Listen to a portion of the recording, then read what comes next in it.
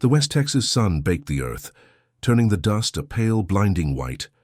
Every day I woke up before dawn, the air still cool and crisp, and the sky a canvas of deep purple and orange. This was my life, the one I chose and the one I loved. I was a cowboy, a rancher, and a husband to the most incredible woman, Sarah. She saw past the worn-out jeans and the calloused hands to the man I was inside, but her family, well, they only saw one thing: a simple ranch hand. I met Sarah at a local rodeo. She was a city girl visiting her aunt, and I was just a kid trying to win a few bucks on a bull. We talked for hours, and I was hooked. Her family, the Fitzgeralds, were different. They were old money, lawyers and doctors from Dallas, and they saw me as a project, something Sarah would grow out of. Her father, Mr. Fitzgerald, never missed an opportunity to remind me of my place. "A ranch hand's life is hard, son," he'd say, a condescending smile on his face. Hard, and without much future. His words used to sting, but I'd learned to let them go. I knew what I was doing. I knew the value of hard work and the long-term vision I had for my life.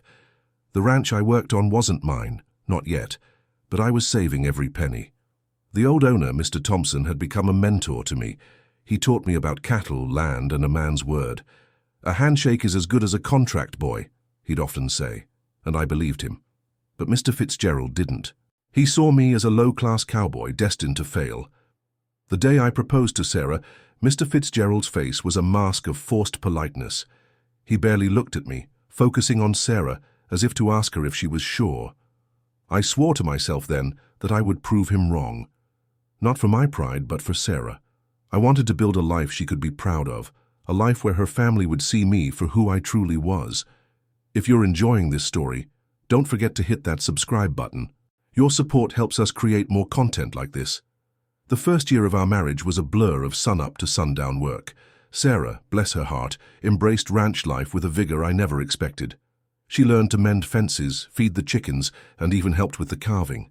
She was my partner in every sense of the word, and her quiet strength was a constant source of inspiration.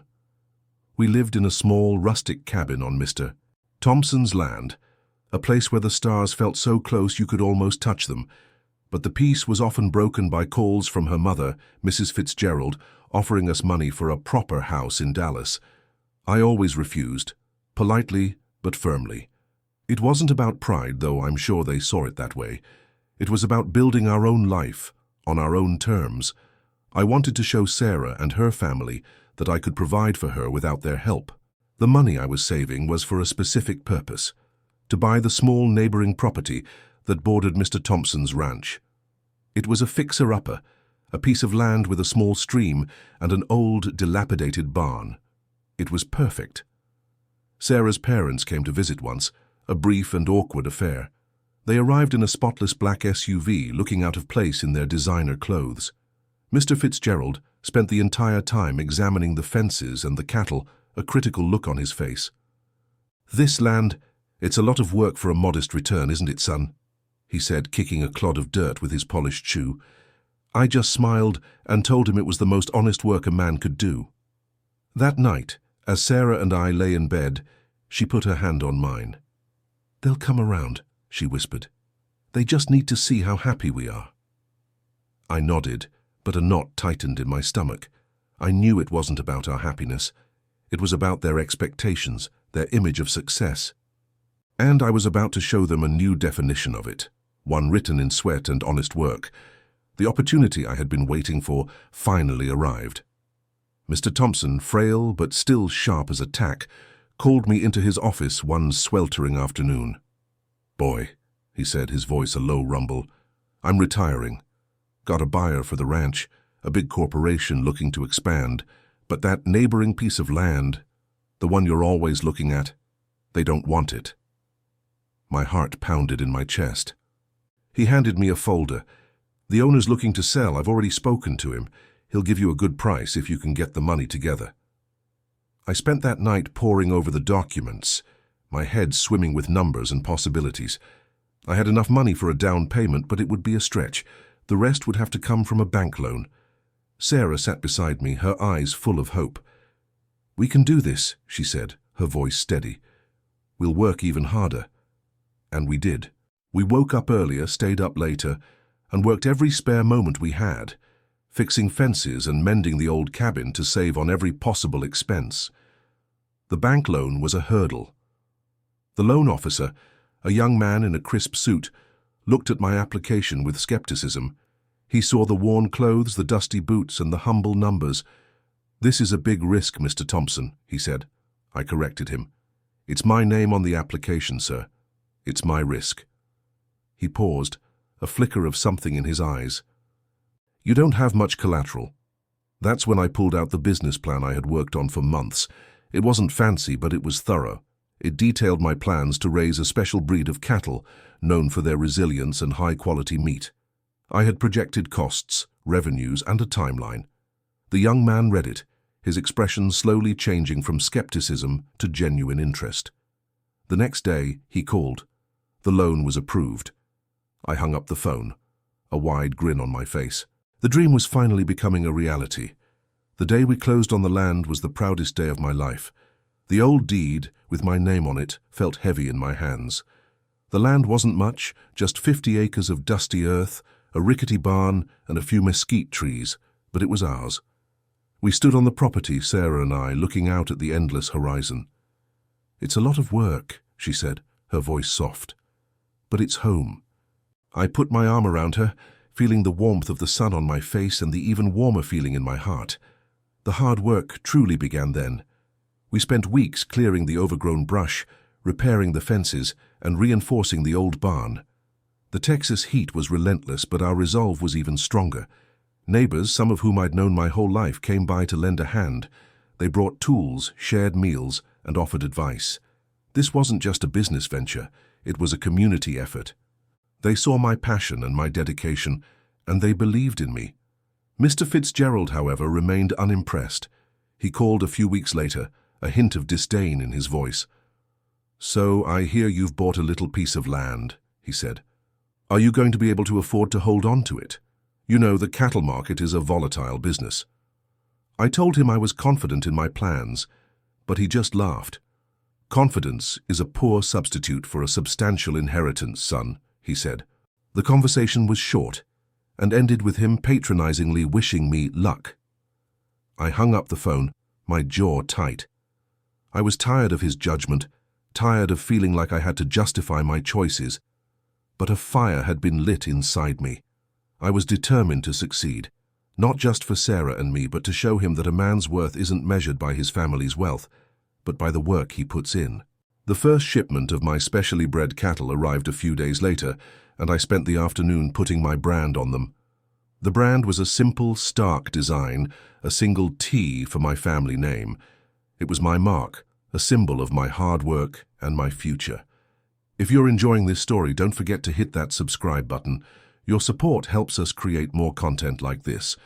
Over the next 2 years, the ranch grew. What started as a small herd of cattle expanded, and the old dilapidated barn was now a sturdy, functional space. Sarah and I worked as a team, building a life together one day at a time. Our mornings were filled with the lowing of cattle and the scent of fresh coffee, and our evenings were spent on the porch watching the sun paint the sky in fiery hues. We weren't rich, but we were building something real, something that was truly our own. The Fitzgeralds, on the other hand, only seemed to see our progress as a novelty. They came to visit once and were surprised to see the improvements. Sarah's mother, Mrs. Fitzgerald, even commented, "My goodness, it's so rustic. It's nice to see you're still playing cowboy, dear." The words felt like a slap. I held my tongue, knowing that any reaction would only feed her need for drama. Sarah, however, shot her a look that would have frozen water. "This isn't a game, Mum," she said, her voice low. "This is our life." Mr. Fitzgerald, ever the pragmatist, saw a different kind of issue. He looked at the cattle, at the branding, and at the business records I was meticulously keeping. He didn't see success, he saw risk. "You're pouring all your resources into this," he told me privately, a glint of genuine concern mixed with his usual condescension. "What if a drought hits? What if the market collapses? You're playing with fire, son." I looked him straight in the eye. "Every business has its risks, sir, but I have a plan." I showed him the drought-resistant feed I had started to grow and the connections I had made with local butchers and restaurants, creating a niche market for our high-quality beef. He was silent for a moment, an unusual sight. The man was used to having the final word. "Well," he finally said, "I hope for Sarah's sake that your plan works out."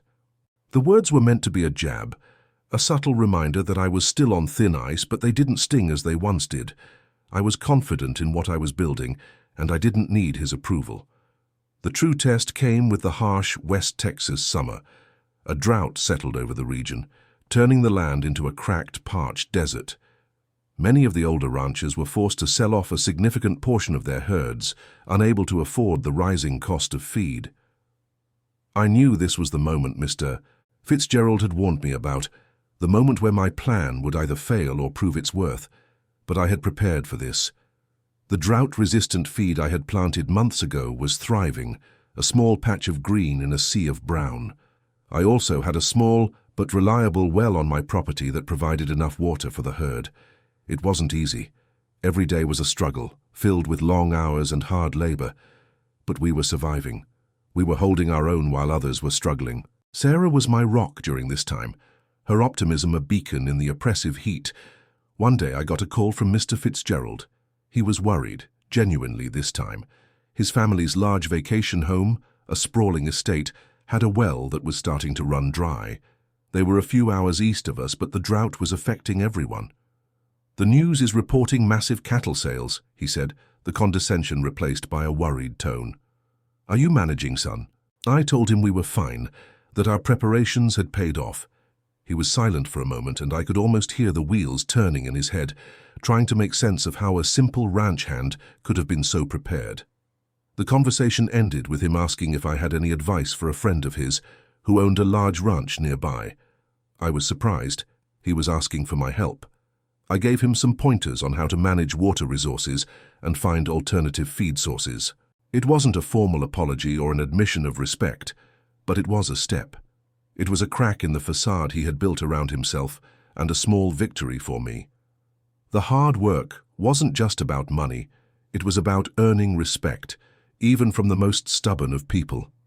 The drought eventually broke and the land, parched for so long, came alive with a vibrant green. My ranch was thriving. The cattle were healthy and the business was starting to turn a real profit. I was able to hire a couple of local hands, giving me more time to focus on the business side of things, like expanding our distribution.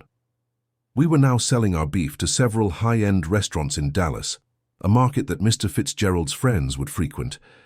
This newfound success, however, wasn't something I flaunted. I was still the same man, wearing the same dusty boots and working just as hard, but the reputation of my ranch was growing. I began receiving calls from other ranchers, seeking advice on my sustainable practices and asking about the drought-resistant feed. The community had seen my work and was now looking to me as a leader, a testament to the idea that hard work and innovation could pay off. The true moment of truth came when Sarah's family planned a big reunion. It was an annual event, a grand affair at a country club in Dallas. I usually attended in a suit, feeling like a fish out of water. This year Sarah had a different idea. "They want to see our lives," she said. "Let's show them." So we hosted the reunion at our ranch. It was a bold move, but I trusted her. I knew this was our chance to show them who we truly were, not just as a couple, but as a family. The day of the reunion arrived, and so did the Fitzgeralds, along with a large contingent of their friends and extended family. They pulled up in their expensive cars, looking a little bewildered. My ranch, with its wide-open spaces, honest work, and the scent of fresh earth, was a world away from their country club. They were out of their element, and I could see the confusion on their faces. This wasn't just a ranch, it was my home. This was my life. This was the success I had built, one fence post and one head of cattle at a time. The moment had come for them to truly see me. If you're enjoying this story, don't forget to hit that subscribe button. Your support helps us create more content like this. The Fitzgeralds and their entourage arrived, and the atmosphere was tense. They looked around, their city clothes and polished shoes a stark contrast to the rustic landscape. Mrs. Fitzgerald, in a designer dress, kept fanning herself with a silk scarf, complaining about the heat. "My goodness, Sarah," she said, her voice dripping with condescension. "This is a bit much, isn't it?" Sarah just smiled, took her mother by the arm and led her towards the barn. "Come see the new calves, Mom," she said. Mr. Fitzgerald, however, was different. He didn't complain. He just watched, his eyes scanning every detail, from the sturdy new fence posts to the well-kept feed troughs. I noticed him talking to one of my ranch hands, a young man who I had hired from the neighboring town. The ranch hand, unaware of the man's identity, spoke with a genuine admiration for my work. "He's a good man, sir," he said. "Knows more about this land than anyone I've ever met, and he treats his hands right." I saw a flicker of surprise in Mr. Fitzgerald's eyes. Later, as the sun began to set, casting long shadows across the fields, I led a group on a tour. I showed them the new pastures, the sustainable irrigation system, and the healthy herd of cattle. Mr. Fitzgerald walked beside me, unusually quiet. He looked at the cattle, at their distinctive brand. "That's your mark?" he asked, his voice low. I nodded. "It is." I then explained my business model, how I was supplying premium beef directly to restaurants, and how I had managed to thrive during the recent drought. As the tour ended, we stood in the middle of a pasture surrounded by my cattle. Mr. Fitzgerald looked at the herd, then at me. I was wrong," he said, his voice barely a whisper. "I saw a boy, a ranch hand. I didn't see a businessman, a leader, a man who built something from nothing." The words hung in the air, a stunning admission. He extended a hand to me, not as a father-in-law to a son-in-law, but as one man to another. I shook it firmly, a sense of quiet triumph settling over me. The long, hard road had been worth it. The reunion ended with a genuine warmth I had never felt from the Fitzgeralds before. The shift in their attitude was palpable. Mrs. Fitzgerald, who had initially complained about the rustic setting, was now gushing about the authentic experience. She had spent the afternoon talking to Sarah about the challenges and rewards of ranch life, a conversation that would have been unthinkable just a few years ago. Over a crackling bonfire, as the stars began to blanket the night sky, Mr. Fitzgerald sat with me, a glass of whiskey in his hand. "You know," he said, his eyes on the fire. "I built my life on the law, on precedent and proven methods. I saw your path as a risk, an emotional decision that would lead to failure." He took a sip of his drink. "But you didn't just build a ranch, you built a community, a successful business, and a life for my daughter that is more fulfilling than any I could have provided." His words were a revelation. He wasn't just apologizing, he was admitting he had been wrong about his entire worldview. He saw the value in my work, not just the financial success, but the character it had built. He saw that success wasn't just about money or status, but about passion, hard work, and integrity. "You're not a ranch hand," he said, a genuine smile on his face. "You're a rancher, and I am proud to call you my son." The moment was everything I had ever wanted, but it wasn't the end of the story. The next morning, as they were preparing to leave, Mr. Fitzgerald handed me a check. "This is for your business," he said. "An investment. No strings attached. You've taught me a valuable lesson, and I want to be a part of what you're building." The gesture was more than a gift. It was a symbol of respect and a full acceptance of who I was. I accepted it, not because I needed it, but because it was an olive branch, a new beginning. Life on the ranch continued, but with a new sense of peace that settled over the land and our home. The relationship with the Fitzgeralds had been completely transformed. They were no longer condescending outsiders, but a true part of our family, genuinely interested in our lives and our work. Mr. Fitzgerald, in particular, was a different man. He started coming out to the ranch on weekends, not to criticize, but to learn. He'd trade his tailored suits for a pair of old faded jeans and a worn-out shirt, and he'd spend the day helping with the chores, a humbled look on his face. I taught him how to mend fences, a task he initially fumbled with, his lawyer's hands unaccustomed to the rough wire. But he was determined, and seeing him sweat and struggle with the simple labor was a testament to his change of heart. He was learning to appreciate the simple, honest work that he had once so easily dismissed. My wife Sarah and I watched him one afternoon as he painstakingly hammered a post into the unforgiving Texas ground. A broad smile was on her face. "He's learning," she whispered. "He's finally seeing the world through your eyes." I nodded, feeling a deep sense of contentment and a quiet victory. The conflict, the long struggle for recognition, was finally over. I had proven myself, not with empty words or grandiose promises, but with tangible actions. I had shown them my branded cattle, not as a symbol of defiance, but as proof of my dedication and the fulfillment of my dream. It was a silent testament to the life I had built. The check Mr. Fitzgerald had given me wasn't just money, it was an investment in a shared future. It went towards expanding the ranch, purchasing more land, and a larger herd of cattle. We were able to hire a few more people from the local community, creating jobs and further embedding ourselves in the fabric of this place. The business continued to grow, but our core values remained the same. We were still the same two people who woke up before dawn, still working the land with our own two hands, but now we were doing it with the full support and genuine respect of our family. I often stand on the porch in the late afternoon, looking out at the endless Texas sky as it blazes with orange and purple. A deep sense of gratitude fills my heart. The journey had been long and difficult, filled with judgment and doubt, but it had led me to this moment. To a life I had built with my own two hands, a wife who stood by my side, and a family that finally saw me for who I truly was. I wasn't just a ranch hand anymore. I was a man who had built his own empire, one that was measured not by its wealth, but by its integrity, its resilience, and the respect it had earned. If you've enjoyed this entire story, thank you for watching. Don't forget to subscribe to our channel for more content like this, and hit the bell icon to get notified of our next video. Your support means the world to us.